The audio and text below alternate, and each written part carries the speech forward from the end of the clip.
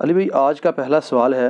ہمارے ہاں عموماً میت کو قبر میں دفنانے کے بعد اس کی قبر پر پانی یا گلاب کے عطر کا چھڑکاؤ کیا جاتا ہے، پھر گلاب کے پھولوں کی پتیاں بھی ڈالی جاتی ہیں، اور اگر قبر کسی بزرگ کی ہو تو اس پر چادر وغیرہ ڈالی جاتی ہے۔ اسی طرح قبر میں عہد نامہ رکھنا کہاں تک درست ہے؟ دیکھیں جی، جو جنازے سے متعلق جتنی چیزیں ہیں، خصوصاً میت کو جو دفنانے کے ساتھ ریلیٹڈ ہیں، اس میں اکثر جو ہمارے معاشرے کے اندر، سب کانٹیننٹ کے اندر رسومات ہیں، یہ بدعات ہیں۔ کچھ چیزیں سنت بھی ہیں لیکن زیادہ تر بدعات ہیں۔ یہ جتنی باتیں آپ نے گنوائی، ان میں اکا دکا چیز تو آپ سنت کہہ سکتے ہیں، باقی اس سے بھی بڑھ کر لوگ تو کفنی لکھتے ہیں باقاعدہ، یعنی وہ کئی بار ہمارے پاس بھی لوگوں نے بھیجا ہے کہ جی آپ اس کے اوپر ذرا کلمہ لکھتے ہیں، فزیکلی کلمہ کفن کے اوپر لکھواتے ہیں۔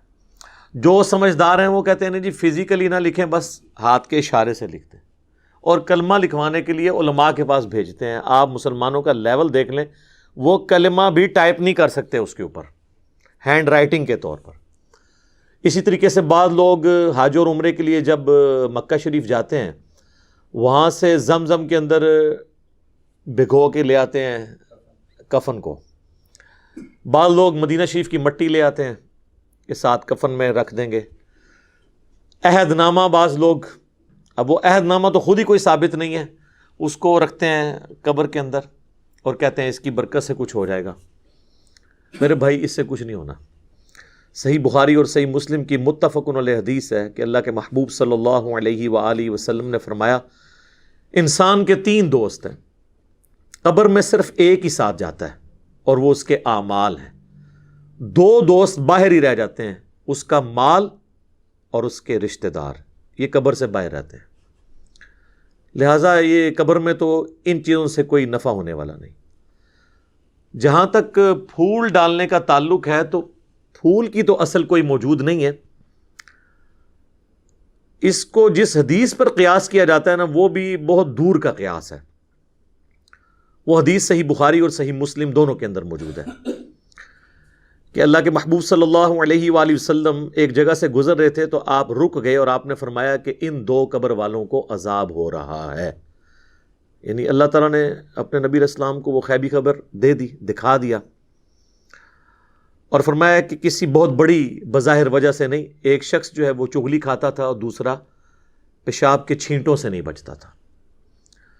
پھر نبی صلی اللہ علیہ وآلہ وسلم نے اپنے مبارک ہاتھوں سے ایک درخت کی ٹہنی توڑی اور اس کے 2 ٹکڑے کر کے دونوں قبروں پر ایک ایک ٹکڑا لگا دیا، اور فرمایا کہ جب تک یہ ہری رہیں گی، یعنی یہ بریکٹ میں ہے جو اگلے الفاظ ہیں، یعنی وہ لوگ کہتے ہیں تسبیح کرتی رہیں گی، یہ بریکٹ میں ہوتے ہیں۔ اصل میں الفاظ ہیں کہ جب تک یہ سرسبز رہیں گی، ان کے عذاب میں تخفیف ہوگی۔ اب اس حدیث کے تحت بعض لوگ یہ کہتے ہیں کہ چونکہ ہری جو ٹہنیاں ہیں وہ زندگی کی علامت ہے، اور وہ زندہ چیز جب اللہ کا ذکر کرے گی تو اس کی برکت سے قبر والے کو نفع پہنچے گا۔ اب یہ سب کچھ ایکسپلینیشن ہے، اس حدیث میں یہ الفاظ نہیں ہے، اور اس ایکسپلینیشن کے ساتھ آپ اختلاف بھی کر سکتے ہیں۔ اس کی وجہ یہ ہے کہ چیز کوئی ہری ہو یا سوکھ جائے، دونوں حالتوں میں اللہ کا ذکر کرتی ہے۔ سورہ بنی اسرائیل میں آیا نا کہ کوئی ایسی چیز نہیں ہے جو اللہ کی حمد کے ساتھ اس کی تسبیح نہ کرتی ہو، مگر یہ کہ تم اس کی تسبیحات کو سمجھ نہیں سکتے۔ سورۃ الرعد میں آیا کہ یہ جو بجلی گرجتی ہے، الرعد، یہ بھی اللہ کا ذکر کرتی ہے۔ صحیح بخاری کے اندر موجود ہے، حضرت عبداللہ ابن مسعود کہتے ہیں کہ بعض اوقات ہم اللہ کے محبوب صلی اللہ علیہ وآلہ وسلم کے ساتھ کھانا کھا رہے ہوتے تھے تو وہ جو لقمہ ہم اٹھاتے تھے، ہم اس کی تسبیح کی آواز بھی سنتے تھے، یعنی حضور علیہ السلام کی موجودگی کی برکت سے یہ معجزہ عام لوگوں پہ بھی ظاہر ہو جاتا تھا، وہ اسے آبزرو کر لیتے تھے۔ تو کوئی خشک چیز ہو یا کوئی تر ہو، ہر چیز اللہ کا ذکر کرتی ہے۔ بعض محدثین کا یہ موقف ہے کہ یہ حضور کے ہاتھوں کی برکت ہے کہ آپ علیہ السلام نے اپنے مبارک ہاتھوں سے وہ ٹہنیاں لگائیں اور اس کی وجہ سے ان کے عذاب میں تخفیف ہو رہی ہے، تو یہ بات زیادہ وزنی لگتی ہے۔ بہرحال اس سے اصل ثابت ہو گئی کہ آپ ٹہنی لگا سکتے ہیں۔ پھول ڈالنا یہ تو فضول خرچی ہے، کیونکہ وہ تو آپ نے خرید کے ڈالنے ہیں، اور پھر آپ کے وہ کام بھی نہیں آنا ہے. ٹہنی تو پھر بھی جو آپ تشریح کرتے ہیں کہ جب تک ہری رہیں گی وہ تو ہری رہیں گی, پھول تو کچھ عرصے کے بعد ویسے ہی خشک ہو جانے ہیں, آپ کا مقصد پورا نہیں ہوگا, تو ٹہنی ہی لگائیں, اتنی دور کا قیاس نہ کریں. اور پھر پھولوں میں ایک رسپیکٹ والا معاملہ بھی آ جاتا ہے, اور اسلام میں قبروں کی یہ والی رسپیکٹ نہیں ہے کہ لوگ جو ہے وہ اس کی اس قسم کی رسپیکٹ کریں. ویسے تو ہر مسلمان کی قبر کی رسپیکٹ ہے, صحیح مسلم میں حدیث ہے کہ کوئی کسی مسلمان کی قبر پہ بیٹھے اس سے بہتر ہے کہ انگاروں پہ بیٹھ جائے. یعنی قبر کی آپ توہین نہیں کر سکتے, وہ اپنی جگہ ہے, لیکن اس طرح کی رسپیکٹ بھی نہیں کر سکتے کہ معاملات اتنے آگے چلے جائیں. اور عموماً جو قبروں کے اوپر چادریں چڑھائی جاتی ہیں یا یہ پھول ڈالے جاتے ہیں وہ اس قسم کی رسپیکٹ ہے. اور اس طرح کی رسپیکٹ تو نبی علیہ السلام نے اپنی قبر کے بارے میں فرمایا, مسند احمد میں حدیث ہے, اللہم لا تجعل قبری وثنا یعبد, اے اللہ میری قبر کو ایسا بت نہ بننے دینا کہ لوگ اس کی پرستش شروع کر دیں. بخاری مسلم دونوں میں حدیث ہے. اما عائشہ کہتی ہیں کہ نبی علیہ السلام کی بیماری کے دن چل رہے تھے, آخری وقت آپ کا قریب تھا, اور آپ بار بار اپنے چہرے مبارک سے چادر ہٹاتے تھے تکلیف کی وجہ سے, اور کہتے تھے لعن اللہ الیہود والنصارى اتخذوا قبور انبیائہم مساجدا, اللہ کی لعنت ہو یہود و نصارہ پر, انہوں نے اپنے نبیوں کی قبروں کو سجدہ گاہ بنا لیا تھا. اور اما عائشہ کہتی ہیں حضور یہ اس لیے بات کر رہے تھے کہ آپ ہمیں ڈرا رہے تھے کہ آپ کی قبر کے ساتھ یہ کچھ نہ کیا جائے. اور آگے اما عائشہ کے الفاظ ہیں بخاری مسلم میں کہ اگر ہمیں یہ خطرہ نہ ہوتا کہ لوگ رسول اللہ کی قبر پہ سجدے شروع کر دیں گے تو ہم بھی زائرین کی زیارت کے لیے اس قبر مبارک کو اوپن چھوڑ دیتے, لیکن ہم ڈر رہے تھے. تو اس طرح کی رسپیکٹ نہ ہو کہ جس میں معاملات بہت آگے چلے جائیں. باقی یہ درست ہے کہ آپ ٹہنی لگا سکتے ہیں, اور یہ سنت مبارکہ ہے, اور حضور کی میں تو سمجھتا ہوں ہاتھوں کی برکت ہے. اس کو سپورٹیو حدیث بھی ہے بخاری اور مسلم دونوں میں. ایک حبشی عورت تھی جو مسجد نبوی کی صفائی کرتی تھی, اچانک فوت ہو گئی. صحابہ کرام نے رات کے وقت جنازہ پڑھ کے اسے دفنا دیا. نبی علیہ السلام نے کچھ دنوں کے بعد پوچھا کہ وہ عورت کدھر ہے, تو بتایا گیا یا رسول اللہ وہ تو فوت ہو گئی تھی. آپ نے فرمایا تم نے مجھے کیوں نہیں بتایا, میں بھی اس کا جنازہ پڑھتا. پھر آپ نے فرمایا مجھے اس کی قبر پہ لے جاؤ. حضور علیہ السلام قبر پہ لے گئے.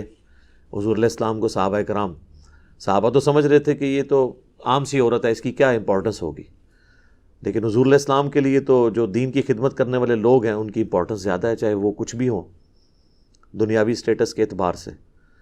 پھر نبی علیہ السلام نے اس کی قبر پہ جا کے جنازہ پڑھا, اور جب آپ واپس پلٹے تو یہ حدیث بخاری مسلم دونوں میں, مسلم کے آگے الفاظ ہیں, آپ نے فرمایا یہ قبریں اندھیروں میں ڈوبی ہوئی تھی, اللہ نے میرے جنازہ پڑھنے کی برکت سے انہیں نور سے بھر دیا ہے. تو اس سے یہ بھی پتہ چلا کہ وہ کافروں کی قبریں نہیں تھیں, کیونکہ کافر کو مرنے کے بعد نفع نہیں قبر میں پہنچ سکتا, مسلمانوں کی قبریں تھیں. اب میں صحابہ نہیں کہتا, آپ لوگ گستاخی کا فتویٰ لگا دیں گے. اس زمانے کے جو بریلوی دیوبندی اہل حدیث ہوتے تھے ان کی قبریں تھیں. اب یہی مجھے کہنا پڑے گا مجبوراً, ٹھیک ہے, حضور کے زمانے کے.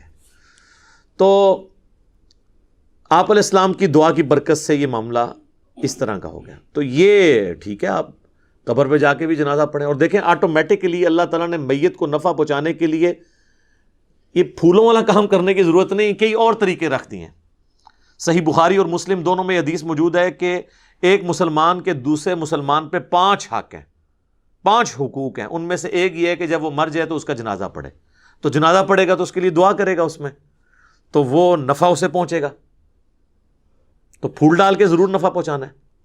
پھر سنن ابی داؤد میں حدیث ہے جب اپنے بھائی کو دفنا چکو تو اس کی قبر پر کھڑے ہو کر دعا کرو, قبر کے اندر جو سوالات ہیں ان کے جوابات میں استقامت کے لیے, یہ بھی اس کے لیے نفع ہے. پھر اس کے بعد بھی جب آپ کبھی قبر پہ جائیں تو صحیح مسلم میں موجود ہے آپ نے قبرستان والوں کے لیے دعا کرنی ہے, السلام علیکم اہل الدیار من المؤمنین والمسلمین وَإِنَّا إِن شَاءَ اللَّهُ بِكُمْ لَلَاحِقُونَ نَسْأَلُ اللَّهَ لَنَا وَلَكُمُ الْعَافِيَةَ.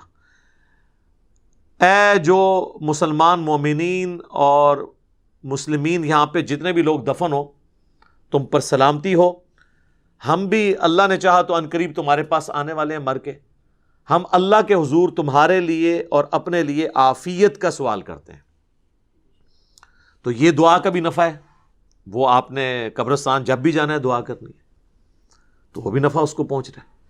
اس کے علاوہ کچھ رسومات ہیں وہ بھی صحیح ہے, جس طرح صحیح مسلم میں حدیث ہے کہ حضرت عمر بن عاص کی جب موت کا وقت قریب آیا تو بڑی لمبی وہ حدیث ہے, اور یوٹیوب پہ میرا کلپ بھی ہے عمر بن عاص کی موت, تو اس میں وہ کافی دردناک حدیث ہے. اس کے اینڈ پہ الفاظ ہیں جب میں مر جاؤں تو میری میت کے ساتھ کوئی نوحہ کرنے والی عورت نہیں لے کے جانی ساتھ، نہ کوئی آگ لے کے جانی ہے، اور جب مجھے دفنا چکو تو میری قبر پر پانی چھڑک دینا۔ تو اس سے پتہ چلا کہ قبر پہ پانی چھڑکنا سنت ہے، اور میری قبر پہ اتنی دیر بیٹھے رہنا، یعنی اس کے اوپر نہیں، یعنی مراد اس کے سائیڈ پہ، جتنی دیر اونٹ کو نہر کر کے، اونٹ کو نہر کرنے کے بعد اس کا گوشت تقسیم کیا جاتا ہے، یعنی آلموسٹ 2.5-3 گھنٹے، تاکہ میں اپنے قبر کے ساتھ مانوس ہو جاؤں اور سوالات کے جوابات میں مجھے استقامت نصیب ہو۔ تو قبر پہ بیٹھنا اتنی دیر، تو یہ سنت ہے، یعنی ظاہر ہے سنت اس اعتبار سے ایک صحابی تعلیم کر رہے ہیں۔ تو پانی کا چھڑکاؤ کرنا بھی سنت ہو گیا، جنازے کی دعا بھی سنت ہو گئی، قبرستان کی دعا بھی سنت ہو گئی۔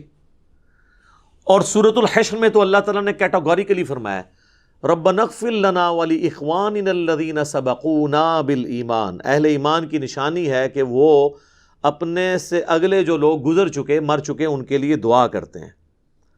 تو وہ تو ہم عام دعاؤں میں بھی ہمارا حصہ ان تک پہنچتا رہتا ہے، وہ ہم نے دعا کرنی ہے ہر صورت میں۔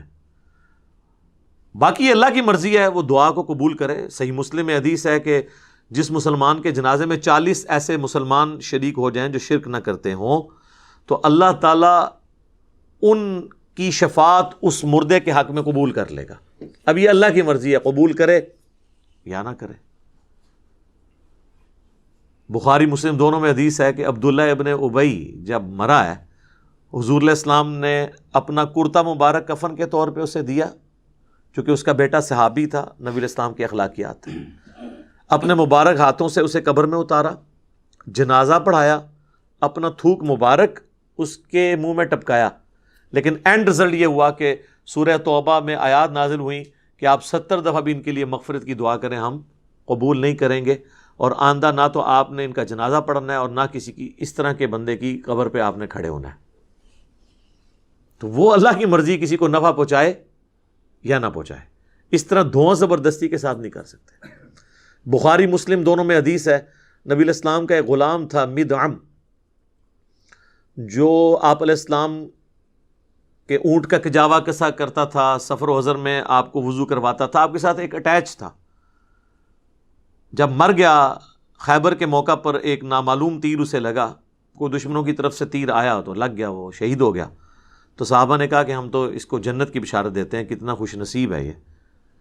تو نبی علیہ السلام فرمایا تم اس کی جنت کی بات کر رہے ہو، اور مجھے اللہ نے دکھایا کہ اس نے مال غنیمت سے صرف ایک چادر چوری کی تھی جو آگ کی اس کے اوپر ڈال دی گئی ہے۔ اب دیکھیں، یعنی اس سے آپ کو پتہ چل گیا صحابہ کرام کو وہ چادر نظر نہیں آئی، تو آپ کے بابوں کو کسی کی آخرت کیسے پتہ چل سکتی ہے؟ کشف القبور اور وہ پتہ نہیں کیا کیا کلیم کرتے ہیں۔ تو حدیث کے الفاظ ہیں، بعض اصحاب نے اگر کوئی ایک رسی بھی یہ سمجھ کے اٹھائی تھی کہ اس کی تو مال غنیمت میں اتنی ورتھ نہیں ہے، وہ اپنے گھر میں گئے اور واپس لا کے وہ مال غنیمت میں جمع کی کہ کہیں یہ رسی نہ آگ کی بن کے ہمارے اوپر آ جائے۔ تو اس سے اندازہ کریں کہ نبی علیہ السلام کی صحبت میں رہنے والے اگر کسی شخص سے بھی کوئی معاملہ مس ہینڈل ہوا ہے تو اللہ تعالیٰ نے تو اس کا لحاظ نہیں کیا۔ آپ لاکھ کہتے رہیں جو کچھ بھی ہیں تیرے محبوب کی امت سے ہیں، جو محبوب کے ساتھ ڈائریکٹ اٹیچ تھے نا، ان کو بھی اپنے کیے ہوئے اعمال کا انجام بھگتنا پڑا ہے۔ باقی اللہ کی مرضی، کسی کے حق میں دعا قبول کر لے تو وہ اس قسم کی جو رسومات ہیں، وہ دعاؤں کی شکل میں جتنے معاملات ہیں وہ تو ٹھیک ہیں۔ اس طرح قبر کے اوپر چادر ڈالتے ہیں تو یہ تو کوئی ثابت نہیں ہے۔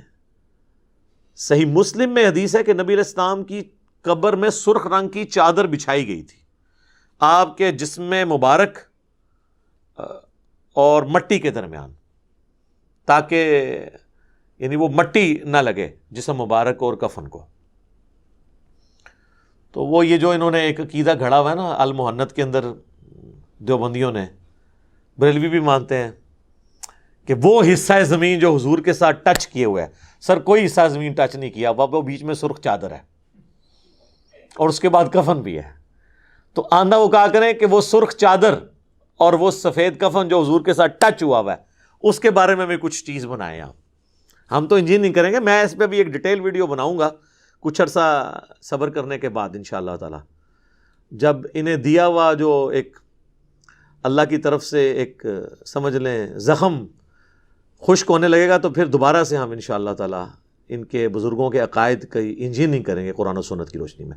تو قبر کے اندر آپ چٹائی بچھا سکتے ہیں، یعنی اس کو میت کو مٹی سے بچانے کے لیے بالکل درست ہے.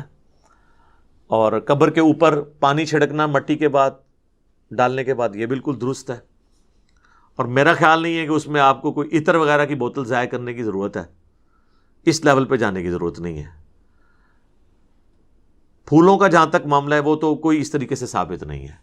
اب وہ جس طریقے سے قیاس کر رہے ہیں تو وہ پھر قیاس ملٹی پلائی ہوتا جائے گا، اور مجھے اس کی کوئی لاجک سمجھ نہیں آتی، کیونکہ اس میں فضول خرچی والا عنصر بھی اور قبر کی ایک ضرورت سے زیادہ تعظیم والا معاملہ بھی آ جاتا ہے جو اس میں فٹ ان نہیں بیٹھتا. خصوصاً ہمارے معاشرے کے اندر تو آپ کو پتہ ہے کہ یعنی 10 چیزیں ہوتی ہیں تو ایک بندہ آ کے صفر لگا کے اسے 100 بناتا ہے، ایک اور آ کے اسے 1000 بناتا ہے، اور ایک نہ ختم ہونے والا ایک سلسلہ شروع ہو جاتا ہے. یہاں ہم یہ رسک نہیں لے سکتے کہ لوگوں کو اپنے اپنے معاملات کرنے کی اجازت دیں. یہاں تو لوگ قبروں پہ اذانیں دے رہے ہیں. یعنی اگر قبر پہ اذان ہوتی تو نماز جنازہ سے پہلے اذان ہو جاتی نا، وہ تو نماز تھی، اس سے پہلے اذان نہیں ہوتی. جب نماز جنازہ سے پہلے اذان نہیں ہے تو قبر کے اوپر اذان کہاں سے؟ پھر میت کے ساتھ جاتے ہوئے وہ لا الہ الا اللہ اونچی آواز میں پڑھتے ہیں. آپ اگر کہہ دیں کہ یہ ثابت کیوں کہتے ہیں، آپ کلمے کو نہیں مانتے. ٹھیک ہے، آپ دیکھیں کہ کس کس قسم کی چیزیں ساتھ جوڑی ہوئی ہیں. بھئی اگر اسی چیز کے طریقے سے چیزوں کو منوانا ہے تو پھر کل کو ہم کہیں گے کہ آپ جنازے کی اذان اور عید کی اذان شروع کریں تو یہ کہیں گے نبی الاسلام نے نہیں دی ہے، ثابت نہیں ہے. تو آپ کہیں پھر ہم ان کو پھر یہ کہیں گے کہ پھر آپ تو اذان کو ہی نہیں مانتے. تو یہ کیا کہیں گے کہ ہم مانتے ہیں لیکن جدھر ہے وہاں مانتے ہیں نا. تو سر ہم بھی وہیں پہ اذان مانتے ہیں جہاں پہ ہے. اور پھر بلکہ وہ انگلی رکھ کے، وہ فقہ حنفی کی کتابوں میں دیوبند اور بریلوی دونوں کے بزرگوں نے لکھا ہوا ہے کہ آپ انگلی رکھ کے تلقین کریں. وہ جو ڈاکٹر طاہر القادری صاحب کی ویڈیو بھی آئی تھی کہ پڑھ بیٹا، طاہر بیٹا پڑھ. پھر وہ کہہ رہے ہیں کہ آپ لوگ دور ہو جائیں، فرشتے آنے والے ہیں یہاں پہ. ٹھیک ہے نا جی. تو وہ بس اس طرح سے چیزیں ان لوگوں نے بنا دی ہیں. اب کیا کیا جائے؟ اس طریقے سے کسی کو کوئی نفع نہیں پہنچایا جا سکتا زبردستی دھونس کے ساتھ. میت کے لیے دعا کریں. صحیح مسلم میں حدیث ہے کہ مرے ہوئے شخص کو، میت کو صرف 3 چیزوں کا ثواب پہنچتا ہے. نمبر 1 صدقہ جاریہ، اس نے اپنی زندگی میں کوئی ایسا کام کیا جو بعد میں بھی جاری ہے. کسی نے کوئی مسجد میں پنکھا لگوا دیا، کوئی چٹائی بچھا دی، اور وہ بعد میں بھی لوگ اس سے نفع اٹھاتے ہیں. قرآن ترجمے والے رکھوا دیے مسجد کے اندر. دوسرا فرمایا علم کی بات، جیسے امام بخاری نے صحیح بخاری لکھی، امام مسلم نے صحیح مسلم. قیامت تک لوگ اس علم سے نفع حاصل کریں گے تو امام بخاری امام مسلم کو آٹومیٹکلی ثواب مل رہا ہے. اور تیسرا فرمایا نیک اولاد جو اس کے لیے دعا کرتی ہے اس کا بھی ثواب ملے گا. صدقہ اور خیرات کا بھی ثواب ملتا ہے. وہ سنن نسائی میں حدیثیں، ایک پورا ایک ٹاپک ہے. میں نے اس کے اوپر ایک ڈیٹیل لیکچر ریکارڈ کروا دیا ہے، ایصال ثواب کے 10 طریقے، جس میں نے بتایا کہ اس طریقے سے آپ میت کو نفع پہنچا سکتے ہیں. اس میں میرے بھائی یہ پھولوں والا معاملہ کہیں پہ نہیں آتا. اس کے ساتھ جتنی جڑی ہوئی چیزیں وہ جان بوجھ کے میں ڈسکس کر دیتا ہوں تاکہ معاشرے کے اندر جو بدعات ہے نا وہ کلیریفائی ہو جائے. ادروائز تو جس کا جو دل کرتا ہے نا وہ اس کے ساتھ. ابھی تو بلکہ ایک اگلی بدعت بھی شروع ہو چکی ہے. آپ تو میت گھر میں رکھی ہوتی ہے نا، وہاں پہ بھی لوگ اس کے گرد دائرہ بنا کے تو کلمہ پڑھنا شروع کر دیتے ہیں. اور بعض اوقات اس شخص کی میت کے اوپر کلمہ اور قرآن پڑھ رہے ہوتے ہیں جس نے پوری زندگی قرآن کھول کے خود نہیں دیکھا ہوتا. تو اللہ تعالیٰ کو آپ کے اس قرآن پڑھنے سے کیا انٹرسٹ ہوگا جس شخص نے اپنی زندگی میں قرآن کو سیریس نہیں لیا. باقی دعا کریں، اللہ سے امید رکھیں، حسن ظن رکھیں کہ اللہ تعالیٰ اس کے لیے کوئی عافیت والا معاملہ فرمائے گا. لیکن ہمارا کام ہے ان چیزوں کو ہائی لائٹ کریں تاکہ اگر کسی کی اصلاح کا کوئی پہلو نکلتا ہو تو نکلے. باقی دھونس زبردستی کے ساتھ تو ہم چیزوں کو بنوا نہیں سکتے. تو میں نے یہ ایک اوور آل ایک چیزیں کلیئر کر دی. تو اس کا اینڈ رزلٹ کنکلوژن یہ ہے کہ پھول ڈالنا ثابت نہیں ہے، ٹہنی لگانا ثابت ہے، پانی کا چھڑکاؤ کرنا ثابت ہے قبر کے اوپر، اور قبر پہ کھڑے ہو کے دعا کرنا ثابت ہے، قبرستان جاتے ہوئے دعا کرنا ثابت ہے. تو یہ وہ ساری چیزیں ہیں جو میت کو نفع پہنچانے کے لیے، کیونکہ اینڈ رزلٹ لوگ یہ سمجھتے ہیں کہ ہم نے اس پھول کے ذریعے اس کو نفع پہنچانا ہے، تو وہ پھر جس طریقے سے نفع بتایا گیا اسی طریقے سے آپ نے پہنچانا ہوگا. ٹھیک ہو گیا جی؟ جزاکم اللہ خیر.